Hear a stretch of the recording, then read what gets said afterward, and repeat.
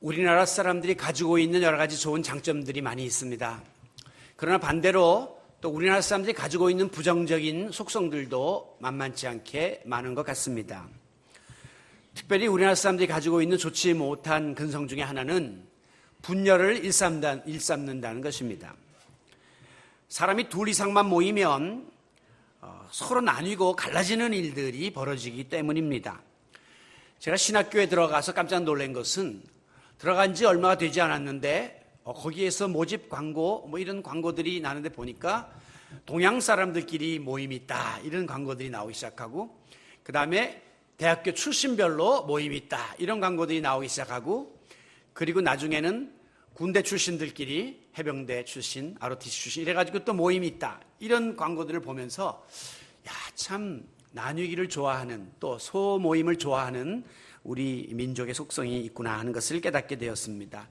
해외에 있는 사람들은 우리 한국 민족을 가리켜서 모래알 같은 민족이라고 비유하여 말합니다. 개인적으로는 모래알처럼 단단하고 빛이 나며 재능이 많고 또 지혜롭고 근면하지만 여간에서는 이게 한데 뭉쳐지지를 않기 때문에 시너지 효과를 발휘하지 못하고 힘을 못 쓰는 경우가 많다고 하는 것이죠. 실제로 우리나라는 지금 세계 유일의 분단국으로 남과 북, 민족이 갈라져 있는 유일한 나라입니다.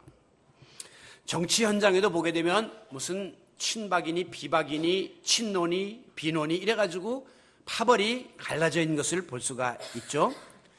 사회 안에도 좌파와 우파 성향의 그룹, 그리고 진보와 보수 그룹들이 항상 갈라져 있어서 대립하고 있습니다.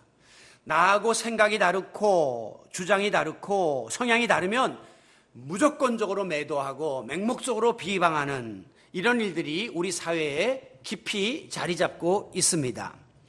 심지어 주 안에서 하나됨을 지향하는 기독교와 교회 안에도 참으로 많은 분파가 있음을 통탄하지 않을 수가 없습니다. 우리가 속해 있는 이 장로교만 해도 지금 한국에 약 330개의 교파가 있습니다. 진짜 예수님의 십자가가 다 지금 난파선이 되는 이제 이런 지경에 놓여 있죠. 통계청에서 이 정확한 교파의 수를 통계도 내지 못하는 지경에 이를 만큼 분열되어 있습니다. 이 같은 일은 세계 2000년 기독교 역사상에 일찍이 없었던 일입니다. 기껏해야 진보와 보수적인 성향이 한 두세 파 정도로 가뉘우는 것은 세계 어느 나라에서나 있지만 우리처럼 갈리고 이렇게 해서 300여 개까지 갈려있는 나라는 없습니다. 이 같은 모습을 본 미국의 선교사가 비유하여 말하기를 참 이상합니다. 한국에서는 예수하고 그리스도하고 싸웁니다. 대부분 예수교, 장로교, 기독교, 장로교. 기독교는 그리스도를 말하는 거예요. 예수교, 침례교, 기독교, 침례교. 예수교, 성결교, 기독교, 침례교. 이렇게 쫙쫙쫙 갈리거든요. 참 부끄러운 이야기죠. 그런데 이와 같은 분열의 근본 원인을 거슬러 올라가 보게 되면 거기에는 나와 다른 사람에 대한 판단과 나와 맞지 않는 것에 대한 비방이라고 하는 이 두 요소가 자리 잡고 있는 것을 발견하게 됩니다. 상대방이 내 기준에 맞지 않는다고 저울질하고 판단을 하면 거기에 상응하는 비난과 비방을 쏟아붓게 되는 것이죠. 그 결과 나하고 다른 사람이 갈라지는, 함께 할 수 없다고 생각해서 나뉘는 분열의 일들이 벌어지고 있는 겁니다. 여러분, 우리 인간 사회에서 일어나는 모든 갈등은 모든 것을 내 관점에서 보는 데서부터 시작되는 거예요. 물론 세상의 모든 것을 내 주관대로, 내 관점대로 보는 것은 당연한 이치입니다만은 그 이다음에 다른 사람의 관점을 배려할 수 있는 그런 자세들이 우리가 안 돼 있다는 것이죠. 예를 들면 올빼미는 이 환한 낮을 놔두고 왜 밤중에 저렇게 돌아다니고 난리를 칩니까? 개구리는 이 좋은 땅을 놔두고 왜 자꾸 연못가 같은 곳에 가서 삽니까? 두더지는 이 밝은 세상을 놔두고 왜 자꾸 땅속에 집을 파가지고 들어가 사는 겁니까? 지렁이는 왜 이렇게 음습한 곳을 찾아서 둥지를 틉니까? 이런 것은 올빼미가 아니고 개구리가 아니고 두더지가 아니고 지렁이가 아닌 우리 인간이 볼 때는 이건 도저히 이해가 안 되는 일일 수밖에 없습니다. 어떻게 저런 데 살지? 도무지 받아들일 수가 없어요. 그러나 그들의 입장에서는 거기가 가장 편해요. 거기가 가장 좋아요. 거기가 자기들이 둥지를 틀 수 있는 최적의 곳이라는 사실을 기억해야 합니다. 마찬가지로 이 다양한 인간 사회에서는 여러 사람들이 각각 자기의 입장과 자기 시각으로 모든 것을 바라보면 이해할 수 없는 일들이 많이 생기고 이해할 수 없는 사람이 우리 주변에 많을 수밖에 없습니다. 왜? 우리는 지금까지 각각 다른 환경에서 다른 교육과 영향을 받으면서 살아왔기 때문에 내 나름의 생각과 주장과 내 나름의 모든 어떤 그 의식의 차이가 있을 수밖에 없는 겁니다. 우리가 살고 있는 이 자유민주주의 체제에서는 그렇기 때문에 다양한 목소리가 존재해요. 어떤 사람은 저 그냥 확 그냥 나갔다 밀어버려야 돼 그렇게 말하는데 아니에요. 자유민주주의 사회는 이런 소리 저런 소리 다 할 수 있습니다. 북한에서 탈북한 분들이 제일 힘들어하는 것이 거기서 획일적인 사상과 획일적인 체제 밑에서 오랫동안 살다가 이 자유민주주의 대한민국에 내려와서 느끼는 거부감 중에 하나는 혼란하다는 거예요. 정신이 없다는 거예요. 이렇게 어떤 때는 너무 이렇게 마음이 안정되지 않는다고 이야기를 합니다. 그러나 자유민주주의 체제에서는 혼란할 수밖에 없는 것이 당연한 것이에요. 그러므로 오늘 교회 안에서도 여러 부류의 성도들이 지금 교회 안에 모여 있습니다. 각자가 다양한 성격과 또 자기 스타일과 특별히 신앙적인 가치관을 가지고 살고 있거든요. 그렇기 때문에 교회 안에 나와 다른 생각과 신앙 스타일을 가진 사람들을 우리가 이해하고 인정하고 또 품을 수 있는 자세가 필요하다는 겁니다. 물론 교회에도 그 나름대로의 컬러가 있습니다. 그래서 어떤 교회는 성령 운동을 하는 교회가 있고 어떤 교회는 굉장히 성경 공부 중심으로 하는 교회가 있고 어떤 교회는 선교적인 마인드를 가지고 목회를 하는 교회가 있어서 그 안에서는 어느 정도의 공통분모는 가질 수 있으나 거기서도 또 깊이 들어가면 또 다른 생각을 다들 가지고 있는 것이 정상이에요. 제가 요즘 자주 예를 들고 있는 디모데후서 3장에 나오는 말세의 징조. 왜 이것을 자주 예를 드냐면 너무 이 징조가 오늘날 맞아 떨어지기 때문입니다. 거기에 보면 말세가 되면 사람들이 자기를 사랑하며 이기적이 된다는 것이죠. 비방하며 오늘 본문에 나오죠. 그다음에 절제하지 아니하며 무절제. 그다음에 사납고 조급하며 무정하다. 정이 없다. 그렇게 밝히고 있는데 오늘 이 시대가 그런 시대가 되었습니다. 우리 마음속에 다른 사람을 향한 배려나 이해심이나 포용력이나 관용의 마음이 점점 사라져가고 있습니다. 특히 젊은 세대일수록 더 자기중심적인 그런 삶을 살고 다른 사람에 대한 배려가 전혀 없는, 그래서 우리가 이 공공장소인 그런 기관이나 전철 같은 데 안에서도 큰 소리로 막 전화를 하는 그런 모습도 볼 수 있고 참 무례한 일들을 많이 보게 되는 겁니다. 우리가 대부분 나이가 들면 젊을 때보다 더 이해심이 생기고 포용력도 넓어지는 것으로 여기고 또 그렇게 느끼고 있습니다. 그런데 어떤 경우에는 나이가 들면서 옛날보다 더 옹졸해지고 고집스러워지고 또 편협되고 마음이 강팍해지는 그런 경우도 사람에 따라서 볼 수가 있어요.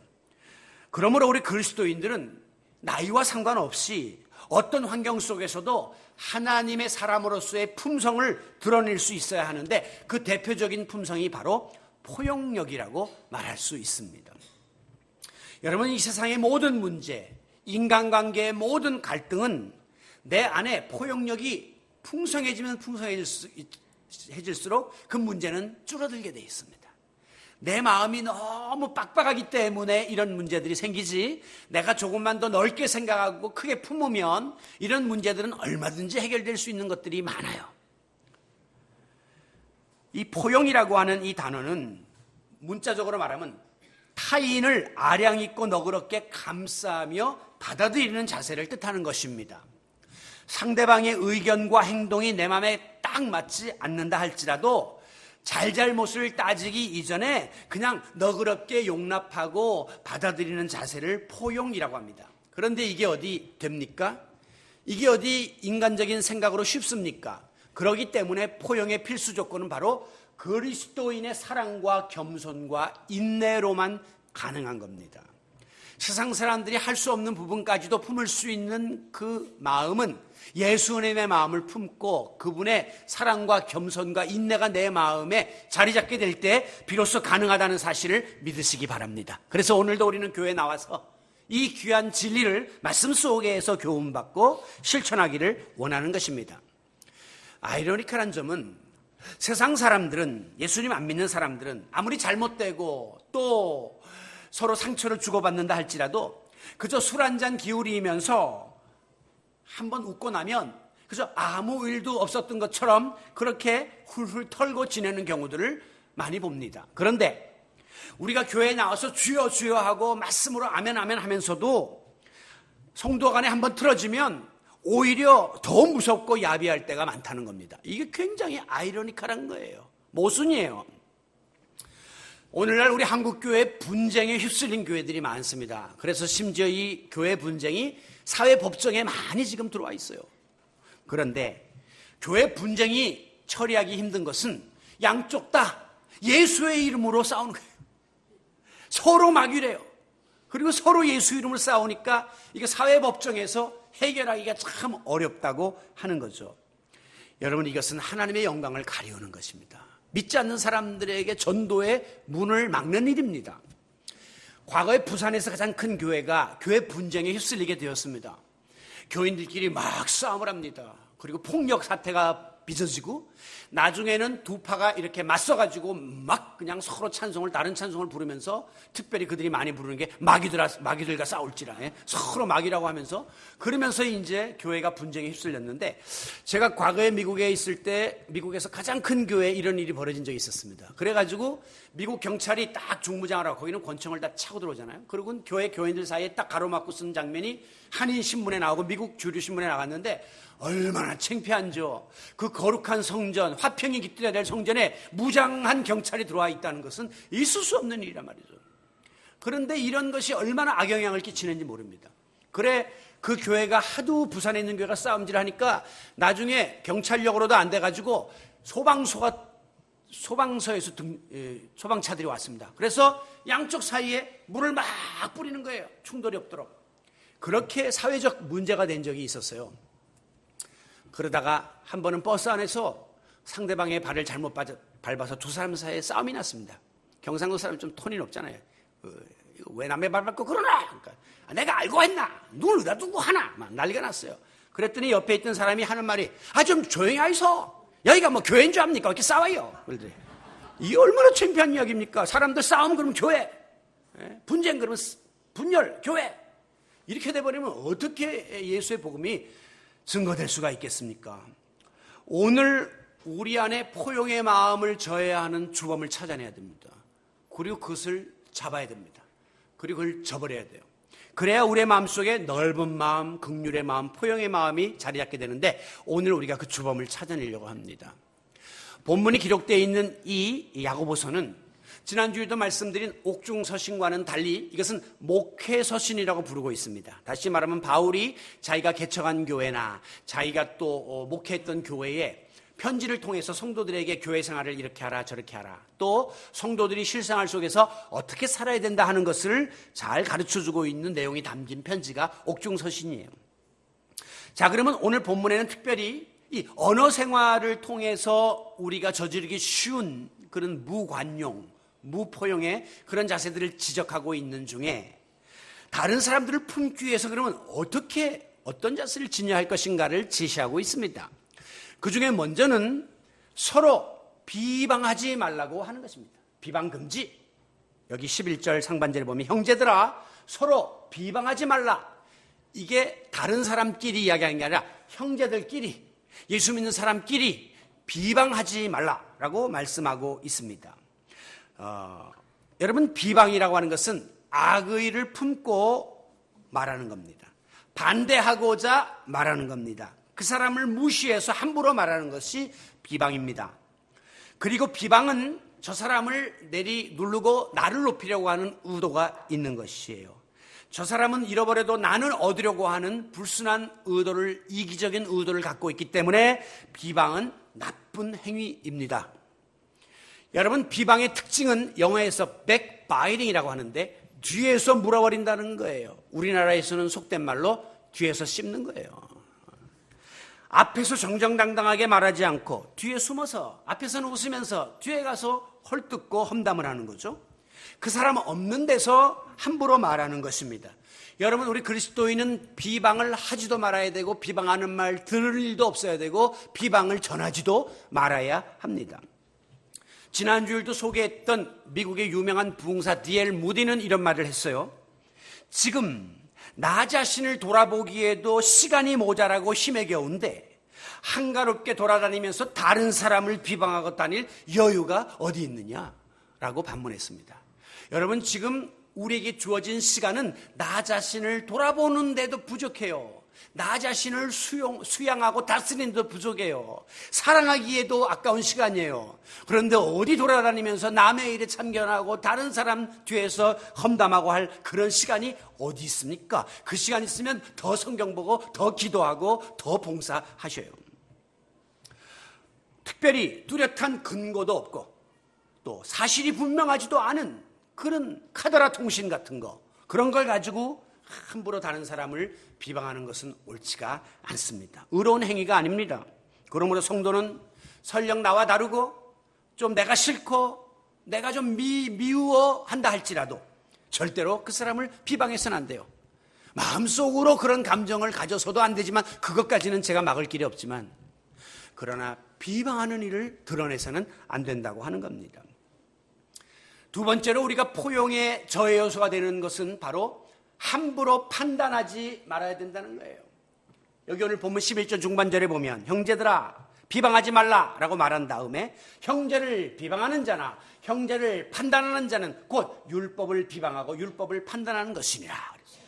형제를 비방하는 자나 혹은 형제를 판단하는 자는, 이 말은 비방과 판단은 같은 선상에 있다고 하는 것을 보여주고 있습니다. 판단이라고 하는 것은 내가 재판관이 되어서 다른 사람을 심판하는 행위를 판단이라고 합니다. 내 기준과 내 모든 생각에 의해서 다른 사람에 대한 최종 평가를 내려버리는 거예요. 이거 굉장히 위험합니다. 왜냐하면 이것은 굉장히 주관적이고 감정이 이입될 수 있는 것이기 때문에 그래요. 우리는 간혹 사실을 제대로 알지도 못하면서 그릇된 선입견을 갖고 편견을 가지고 다른 사람을 판단하려 들 때가 있습니다. 특별히 다른 사람의 신앙에 대해서 눈에 보이는 것으로 평가하려 들거나 왈가왈부하는 것은 금해야 될 일입니다. 아, 저 사람은 기도를 많이 안 해. 저 사람은 아직도 신앙이 없어. 이런 이야기를 어떻게 우리가 함부로 할 수가 있습니까? 이런 영적인 평가는 우리 하나님 보시기에 하는 평가지 인간의 눈으로 하는 평가가 아닙니다. 아, 내 눈에는 교회에서 기도하는 시간이 없으니 저 사람 기도 안 하는 사람처럼 보이지만 골목에 골방에서 개인적으로 은밀히 기도하는 줄 누가 합니까? 꼭 여기 나오지 못해도 여건이 안 돼서 자기 나름대로 예배하는 자들이 얼마든지 있다고 볼 때에 우리가 함부로 내 기준과 내 평가로 다른 사람을 판단하는 것은 옳지가 않습니다. 그것은 위험한 올권이에요. 자, 이런 경우에는 11절 하반절 말씀처럼 율법의 준행자인 우리가, 즉 우리는 하나님의 말씀대로 살해될 사람이지 재판관이 되어서 다른 사람이 이걸 하나하나를 감시하는 사람이 아니라는 것을 깨달아야 해요. 만약에 우리가 함부로 다른 사람을 비방하고 판단하고 속단하면 자칫 내가 말씀의 준행자가 아니라 말씀의 재판관이 되어서 함부로 다른 사람을 평가하는 잘못을 저지를 수 있다는 사실을 잊지 마시기를 바랍니다. 좀 더 구체적으로 우리가 이와 같이 비방과 판단을 금해야 될 이유가 있습니다. 첫째는 나도 불완전한 존재이기 때문입니다. 예수님은 마태복음 7장 3절에서 내 눈에 있는 커다란 들보는 보지 못하면서 왜 남의 눈에 있는 티끌을 자꾸 보고 끄집어내려고 하느냐라고 책망하셨습니다. 함부로 비방하고 판단하는 사람들에게 먼저 내 자신을 돌아보아라. 내 눈에 있는 커다란 들보부터 빼라 라고 말씀하신 거예요. 여러분, 이 세상에 육신을 입고 사는 인간은 누구나 다 불완전합니다. 우리가 때때로 다른 사람을 평가하고 가차없이 그 사람에 대해서 책망하라고 벌을 주기도 하지만 사실 따지고 들어가면 나도 얼마든지 그 사람과 같은 잘못을 저지를 수 있고 실수를 할 수밖에 없는 존재예요. 그러므로 오늘 우리에게 필요한 것은 서로가 서로의 부족을 인정하는 겁니다. 그리고 이해하고 감싸주는 자세예요. 특별히 우리는 형제들아 예수 안에서 예수님의 피로 구원받고 용서받아 하나님의 자녀된 자녀들이 아닙니까?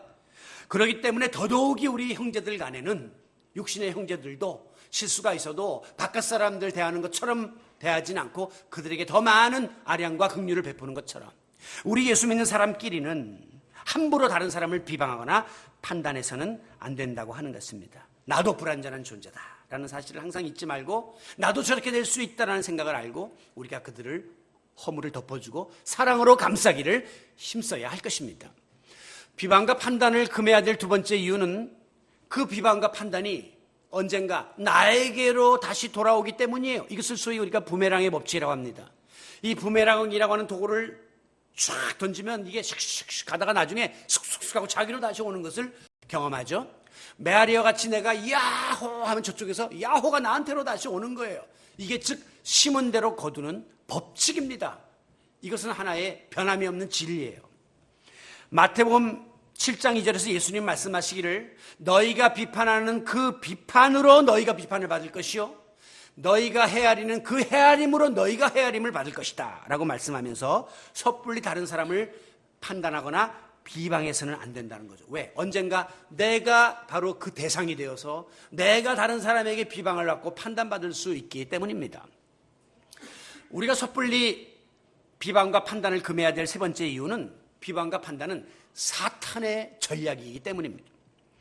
사탄이 우리를 실족시키려고 여러 가지 전략을 구사하는데 그중에 가장 자주, 가장 즐겨 사용하는 방법이 이간질이에요. 그리고 분열입니다. 그래서 항상 성경에 보면 사탄이 틈타지 못하게 하라 그래요. 틈이라는 것은 이 사이를 비집고 들어온다는 거예요. 분열을 시키고 이간질을 시키는 게 사탄의 특징입니다. 오늘 한국교회에 분쟁이 많다는 것은 그만큼 사탄의 역사가 크다는 거예요. 세다는 거예요. 그저 사탄이 다른 것 건드릴 필요 없이 분열하는 마음을 집어넣어버리면 교인들이 치고받고 지들끼리 난리가 나서 싸움질하니까 사탄은 가만히 두어도 교회는 그냥 파멸에 이르게 되는 겁니다. 여러분, 이 사단이 다른 사람의 약점을 파고들어서 비방의 전략을 구사하게 만들면 피차망합니다. 그 사람도 주저앉지만 나중에 나도 망하는 일이 벌어지기 때문에 사탄은 일거양득의 효과를 얻게 되는 것이에요. 여러분, 우리가 다른 사람을 판단하거나 비방할 때 약간 좋지 못하지만 느끼는 쾌감이 있습니다. 다른 사람이 잘못되고 나보다 못하다는 사실을 인정할 때 약간 고소하면서 우월감을 갖는 그 쾌감이, 요게 중독성이 있는 거예요.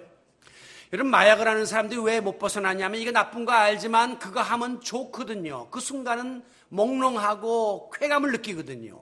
마찬가지로 우리 그리스도인들이 비방과 판단에서 벗어나지 못하는 이유는 이게 약간의 중독성이 있는 겁니다. 그래서 이렇게 하고 나서 다른 사람이 비틀거리고 그 독 화살을 맞고 무너지게 될 때 약간의 쾌감이 우리 마음속에 오는데 이런 것들을 자꾸 느끼면서 그런 일들을 나도 모르게 행하는 상습적 비방자로 전락하게 되는 것이에요. 오늘 우리가 이런 사탄의 유혹에 넘어가지 않도록 넓은 포용의 마음으로 이 모든 것들을 다 제거해 나갈 수 있기를 바랍니다. 마지막 우리가 비방과 판단을 하지 말아야 될 중요한 이유는 비방과 판단은 바로 죄이기 때문이에요. 죄입니다. 우리가 다른 사람을 비방하거나 판단하려고 들면 11절 중반절, 이것은 곧 율법을 비방하고 율법을 판단하는 결과가 된다. 여러분, 우리가 감히 하나님 말씀을 평가할 수 있습니까? 하나님 말씀을 비방할 수 있습니까? 아니에요. 그런데 왜 우리가 다른 사람을 비방하고 판단하면 율법을, 하나님의 말씀을 비방하는 것이 되느냐? 하나님이 우리에게 가르치신 율법의 대골자는 뭐냐면 이웃 사랑하기를 내 몸과 같이 하라. 이것이 율법이요 선지자니라. 이게 율법의 핵심이에요. 그런데 우리가 다른 사람을 사랑하기는커녕 비방하고 판단하는 일을 한다면 하나님의 율법을 욕보이는 것이에요. 율법을 비방하고 함부로 대하는 결과를 가져오게 되기 때문에 죄가 되는 것입니다. 서두에도 말씀드린 것처럼 우리는 말씀을 지켜야 될 준행자지 다른 사람을 판단할 수 있는 재판관이 아닙니다. 이 세상에 그 누구도 사람이 사람을 판단할 자격은 없습니다. 물론 오늘날 판사들이 법률 체계에 의해서 다른 사람을 판단하기는 하지만 그것조차도 불완전할 때가 얼마나 많은지 몰라요. 왜? 그런 일을 하는 사람들이 나중에 보면 자기도 그런 죄를 짓고 감옥에 들어가는 일들이 비일비재하기 때문에 인간은 엄밀한 의미에서 재판관이 될 수 없습니다. 그러면 재판관은 누구냐? 성경에 판단하실 분은 오직 의로우신 하나님밖에 없다 그랬어요. 그런데 내가 자꾸 다른 사람을 판단하면 내가 그 자리에 올라가려고 하는 것과 같이 되기 때문에 이것은 교만의 죄입니다. 그러므로 우리는 함부로 다른 사람을 판단하는 일을 금해야 합니다. 여러분, 이런 생각을 하시면 절대 비방과 판단을 할 수가 없어요. 내가 다른 사람을 비방하고 판단하는 일에 혈안이 되어 있는 그 순간 하나님께서도 우리를 판단하십니다. 그런데 반대로 내가 다른 사람을 이해하고 감싸주고 그리고 용서하며 긍휼을 베풀며 포용하면 그 순간 하나님도 판단의 눈은 감으시고 우리를 긍휼히 여기시고 용서하시고 품어주시고 포용하신다는 사실을 기억하시기 바랍니다. 내가 하는 것만큼 하나님이 우리를 대해주신다고 하는 사실을 깨달을 때 우리가 하나님 앞에 판단받는 부끄러운 죄인이 되지 말고 하나님 앞에 긍휼히 여김을 얻고 포용을 받는 그런 존재가 되어야 할 것입니다. 유명한 복음주의 작가 중에 하나인 필립 얀시라는 사람이 있습니다. 그 사람 말하기를 물론 인간은 부패했다. 하지만 인간의 내면에 있는 하나님의 형상을 우리는 결코 무시할 수 없다라고 했습니다. 우리가 죄는 미워하되 사람을 미워할 수 없는 것이 그거예요. 인간은 부패했죠. 그러니까 잘못했으면 우리가 책망하고 벌을 줘야 돼요. 그러나 그 사람의 마음속에는 여전히 하나님의 형상이 담겨져 있다는 사실을 기억하면 그 사람을 미워해서는 안 됩니다. 그러므로 오늘 그리스도인들이 내게 잘못하고 부족한 사람들까지도 다 품고 포용해야 되는 이유는 그 사람 때문이 아니라 그 사람 안에 담겨있는 하나님의 형상 때문이에요. 오늘도 존귀하신 그 하나님의 형상 때문에 나를 위하여 십자가에 죽으신 예수님은 그를 위하여서도 죽었기 때문에 우리는 그 모두를 품고 사랑하고 포용할 수 있기를 바랍니다. 우스개 이야기지만은 세상에서 5가지 불가능한 일이 있다고 하는 조크가 유행한 적이 있습니다. 5가지 불가능한 일 중에 첫 번째는 하늘에서 별을 따는 것입니다. 우리 젊은이들이 연인에게 사랑을 고백할 때 내가 하늘에서 별을 따다가 줄게. 그거는 다 헛소리입니다. 불가능한 이야기예요. 어떻게 별을 따옵니까? 두 번째 불가능한 일은 스님의 머리에 머리핀을 꼽는 겁니다. 꼽을 비빌 때가 있어야죠. 머리카락이 없는데 어떻게 거기다 머리를. 불가능합니다. 세 번째 이야기는 이것이 좀 옛날 이야기이기 때문에 앙드레킴이 생존할 때 이야기인데 앙드레킴에게 검은 옷을 입히는 겁니다. 불가능해요. 앙드레킴의 상징은 화이트예요. 항상 하얀 거지. 그 사람은 검정 옷을 입지 않습니다. 불가능해요. 그리고 네 번째 불가능한 것은 은퇴하고 집에서 삼식이 노릇을 하는 남편 존경하기입니다. 돈을 벌어와야 권위가 쓰지. 은퇴하고 집에 계시면 존경하기가 참 어려워진다는 거죠. 그리고 5번째 불가능한 것은 며느리의 남편을 내 아들로 만드는 일입니다. 며느리의 남편 한번 장가 가놓으면 이놈들이 내 아들 옷을 잘 안 한다는 거예요. 며느리한테 그냥 빠져가지고. 물론 좋은 일이지만 또 한편 서글픈 일이란 말이죠. 그래서 이 조크가 왜 나왔냐면 뒤에 2가지. 은퇴한 남편이라도 존경하고 권위를 세워줘야 되고 또 장가간 아들이라도 부모님 잘 섬겨야 된다 하는 것을 강조하다가 불가능 시리즈가 나온 것이에요. 여러분, 우리 그리스도인들은 불가능이 없다고 믿는 사람들입니다. 왜? 내게 능력 주시는 자 안에서 모든 것을 할 수 있다라고 우리가 믿기 때문이에요. 그런데 막상 신앙생활을 하고 교회생활을 하다 보면 참 이게 불가능한 거 아닌가라고 생각하리만큼 힘들게 느껴지는 부분이 있습니다. 그게 바로 성도들 간의 관계성입니다. 암암리의 성도끼리 사이에 존재하는 어떤 그 차별의식이나 또 파벌이나 텃세 같은 거 그리고 서로 맞지 않음으로 인하여 주어지는 충돌 이런 것들이 참 힘들어요. 인간적으로 마음이 통하는 사람끼리 만나고 코드가 맞는 사람끼리 만나고 서로 좋아하는 사람에게 관심을 쏟는 것은 어찌할 수 없는 순리입니다. 그러나 교회 안에서 자꾸 그 사람끼리 나랑 맞는 사람끼리만 이렇게 끼리끼리 벽을 쌓다 보면 그리고 다른 그렇지 않은 사람에게 대해서 편견을 가지고 또 이렇게 그들을 무관심하게 대하다 보면 나중에 많은 어려움들을 경험하게 돼요. 공동체에 있어서. 많은 사람들이 그건 안 돼. 어쩔 수 없어. 내가 싫은데 어떻게 그 벽을 허물란 말이야? 라고 불가능하다고 이야기하는데 노력하지 않는 불가능은 죄입니다. 여러분, 지금도 중동과 아프리카 지역에 가면 근친 결혼이 유행되는 곳이 있습니다. 즉 친척끼리, 가까운 사람끼리 혼인을 하는 거예요. 그런데 이것으로 인하여 많은 문제점들이 역사적으로 야기되었습니다. 가장 큰 것이 바로 기형아의 출산입니다. 다시 말하면 자기들끼리 좋다고 우리끼리 자꾸 편하다고 만났더니 나중에 이 끼리끼리의 결합을 통해서 생물학적인 기형아들이 출산되더라는 거예요. 마찬가지로 사회학적인 문제들도 많이 발생됩니다. 그게 뭡니까? 교회 안에서 나랑 통하고 나랑 가까운 사람끼리만 관계를 유지하다 보면 폐쇄된 관계가 유지됩니다. 그리고 그것은 곧 건강하지 못한 기형적 신앙생활을 하게 만들고 신앙의 발전과 교회 성장에 저해를 가져오게 되고 스스로 편협과 독선에 빠져서 우물한 개구리의 삶을 살게 되고 만다는 것입니다. 아울러 그 모임에서 그 관계에서 소외된 사람들이 받게 되는 상처, 그리고 그런 분들이 많아지면서 교회 안에 알게 모르게 갈등 구조가 형성되면서 교회는 쓸데없는 에너지를 소비하게 되고 힘을 발휘하지 못하는 기형적 현상에 빠지게 된다는 사실을 기억하시기 바랍니다. 내가 좋고 내가 편한 사람끼리 집착하는 근친 결혼이 가져오는 폐해가 근친 결혼과 같이 끼리끼리의 모임에서 나중에 폐해로 등장하게 된다는 것이죠.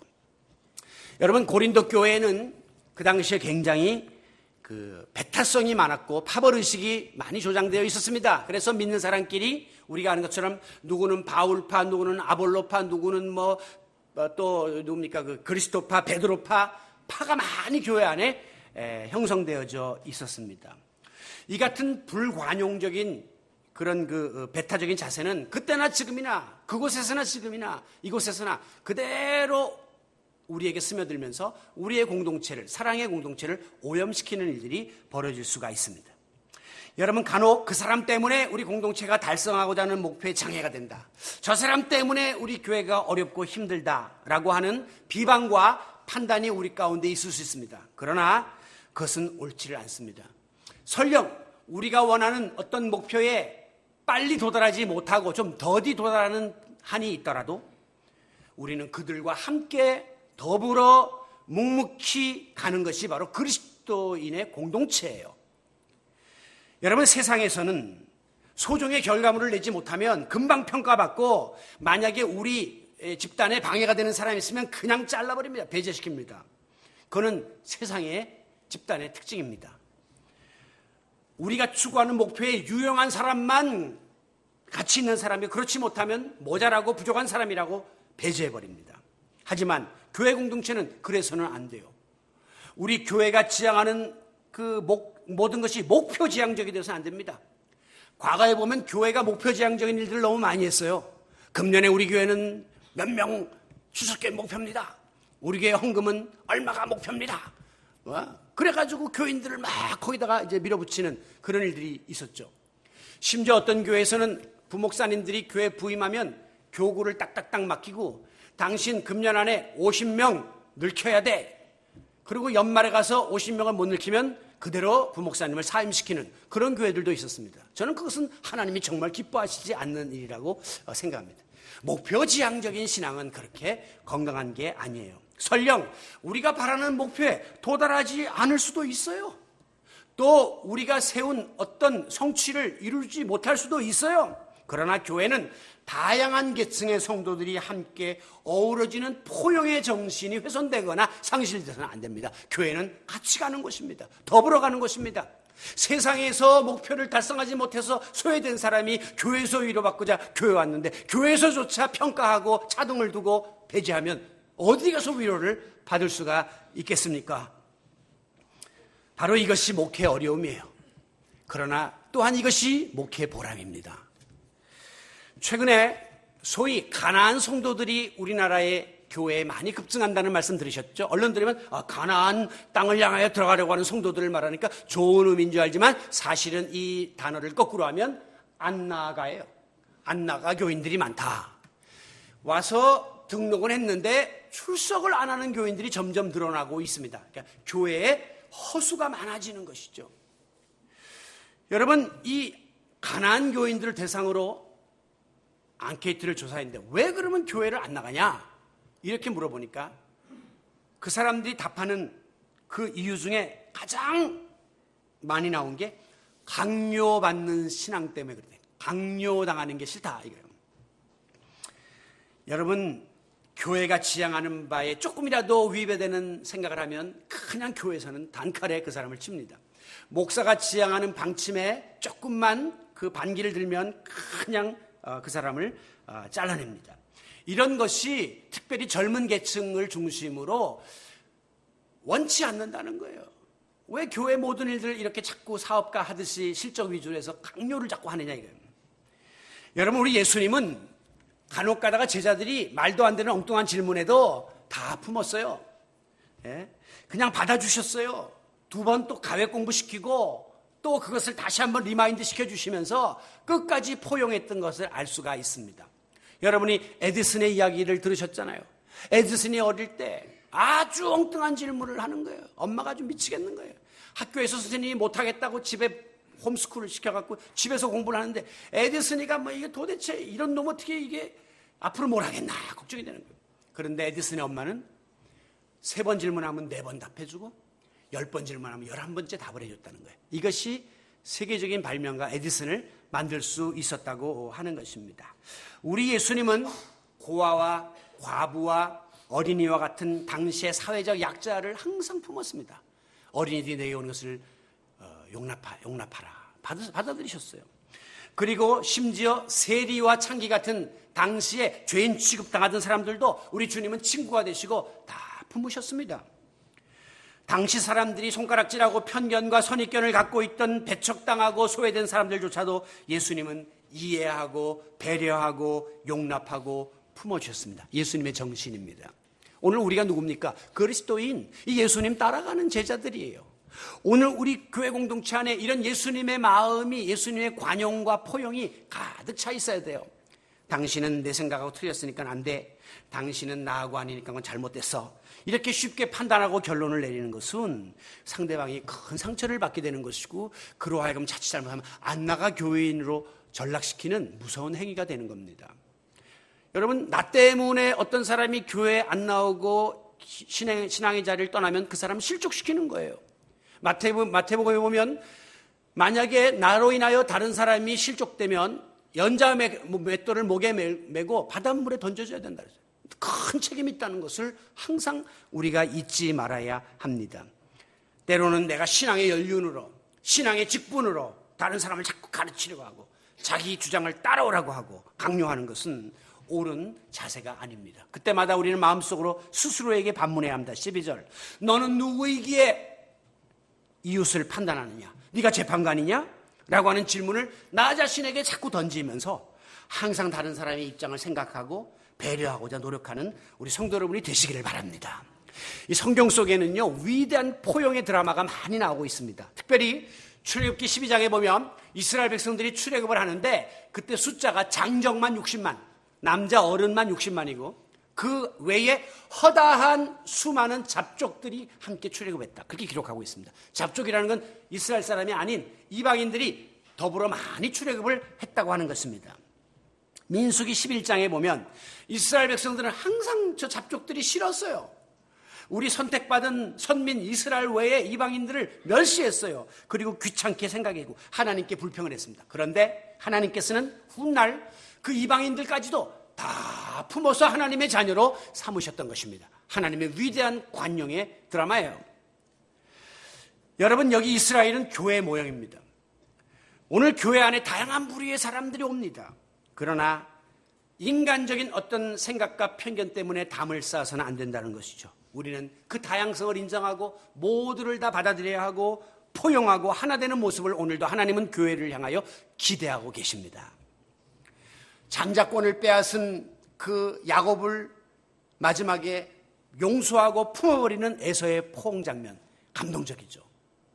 그런가 하면 자기를 팔아먹은 형들을 칼로다가 피비린내 나는 보복을 하지 않고 그냥 총리 대신이 되었으면서도 형들을 다 품고 눈물로 포옹하는 요셉의 그 포용의 장면, 멋있습니다. 그런가 하면 아버지 재산을 몰래 가져가서 다 탕진하고 돌아온 탕자를 신발을 벗고 뛰어가서 품고 입을 맞추면서 반지를 뽑아주는 그 아버지의 포용, 멋있습니다. 그리고 무엇보다도 십자가에서 나를 못 박는 자들을 향해서까지도 아버지 저들을 용서해 주세요, 자기들이 하는 일을 알지 못함이니이다 라고 그냥 품어버리셨던 예수 그리스도의 포용이 바로 오늘 우리 그리스도인이 본받아야 될 삶의 자세인 것임을 믿으시기를 바랍니다. 여러분, 우리가 강철왕 카네기를 잘 알고 있습니다. 성공한 기업인이죠. 그런데 그 사람의 성공의 비결을 용서와 관용의 인간관계에서 찾아볼 수 있다고 평가하고 있습니다. 카네기가 청년 시절에 기차를 타고 여행을 하는데 한 번은 깜빡 졸다가 그만 열려있는 창문 쪽으로 가방을 떨구고 말았습니다. 그 속에는 거금이 들어있었습니다. 공금이 들어있었습니다. 너무나 다급한 나머지 카네기는 되지도 않을 줄 알면서 그냥 앞으로 뛰어가서 기관사 아저씨에 부탁을 했습니다. 아저씨, 자, 기차 한 번만 세워줄 수 없나요? 저기 지금 공금이 들어있습니다. 나는 이제 끝납니다. 놀랍게도 그 기관사가 기차를 세우더랍니다. 그리고 기차를 후진시켜서 어디야? 그 떨어진 가방에 있는 시냇가 거기까지 차를 세우더니만 가방을 회수하도록 도와줬다는 거예요. 그때 카네기는 일생 그분의 그 관용과 포용에 빚진 자가 되었습니다. 내가 이렇게 살아야지. 그래서 카네기는 의도적으로 악랄하게 저지르는 잘못이 아닌 한 상대방의 실수나 잘못을 품어주는 포용의 리더십으로 위대한 기업가가 될 수 있었다는 것이죠. 이 포용력은 길러지는 것입니다. 포용력을 기르는 방법을 4가지를 이야기합니다. 편견을 버리라. 다른 사람의 아픔을 공감하라. 차이점을 존중하라. 그리고 감정을 조절하라. 이게 중요한 포용을 기르는 방법이라고 일반적으로 이야기하고 있습니다. 여러분, 이와 같은 포용의 힘은 하루아침에 하늘에서 떨어지는 것이 아니에요. 부모님에게서 타고나는 것이 아니에요. 오랜 기간 시행착오를 거치면서 길러지는 것입니다. 그래서 기독교 교육학자인 파울러라는 사람 말하기를 신앙의 발달 단계가 7단계 있는데 6단계에 바로 포용의 신앙을 두고 있습니다. 자기의 이익에 국한되지 않는 인정과 포용의 신앙은 6단계에 해당한다. 이것은 곧 내면적인 신앙적 성숙으로만 가능하다라고 했습니다. 포용은 굉장히 높은 경지의 신앙의 단계입니다. 그렇기 때문에 우리는 오늘도 내일도 그 포용의 마음을 넓혀가기 위해서 노력해야 되고 신앙적으로 무진 애를 써야 한다는 사실을 기억하시기 바랍니다. 마지막으로 디모데후서 6장 18절 말씀을 드립니다. 부자들은 소망을 하나님께 두며 선을 행하고 선한 사업을 많이 하고 나누어 주기를 좋아하며 너그러운 자가 되라. 여기 부자는 꼭 물질의 부자가 아니에요.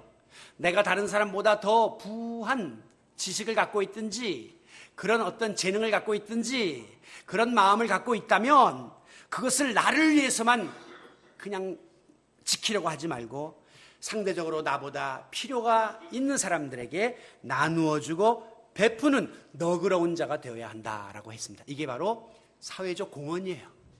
오늘 그리스도인들이 세상에서 해야 될 일이에요. 이것이 바로 그리스도인의 포용의 자세입니다. 우리 모두 나와 다르다고 받아들이기 힘든 사람이라고 섣불리 비방하거나 판단하기 전에 다시 한번 숨을 고르고 그 사람의 입장에서 한번 바라보고 이해하면서 따뜻한 가슴으로 보듬고 안아줄 수 있는 그런 넓은 포용의 자세를 다 지닐 수 있게 되기를 우리가 아직 죄인 되었을 때에 우리를 용서하시고 품어주셨던 예수 그리스도의 이름으로 축원합니다.